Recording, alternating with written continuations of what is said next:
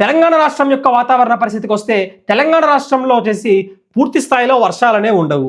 దక్షిణ తెలంగాణ జిల్లాల్లో కాస్తంత ఆకాశం మేఘావృతమై ఉండి కనిపించగా మనకు మిగిలిన ప్రాంతాల్లో వచ్చేసి ఏమవుతుందంటే పూర్తి స్థాయిలో వచ్చేసి అంటే తెల్లవారుజామునంతా ఎండ వాతావరణం, రాత్రి సమయాలలో అంతా ఏమంటే చల్లటి వాతావరణం ఉండే అవకాశాలు కనిపిస్తుంది.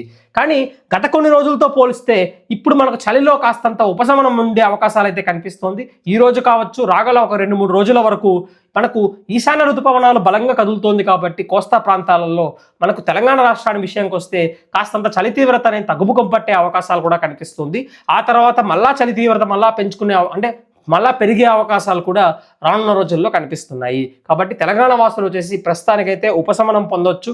కానీ ఉత్తర తెలంగాణ జిల్లాల్లో వచ్చేసి చలి తీవ్రత కొనసాగి ఆ తర్వాత ఇంకా ఎక్కువ సూచనలు కూడా కనిపించే సూచనలు ఉన్నాయి. కాబట్టి ఆ ప్రాంత వాసులు మినహాయిస్తే మిగిలిన పార్ట్స్లో హైదరాబాద్ కావచ్చు, లేకపోతే వరంగల్ కావచ్చు, దాంతోపాటుగా మహబూబ్ నగర్ జిల్లా కావచ్చు, ఈ ప్రాంతాల్లో వచ్చేసి చలి తీవ్రత కాస్తంత తక్కువ ఉండే సూచనలు కూడా మనకు కనిపిస్తున్నాయండి.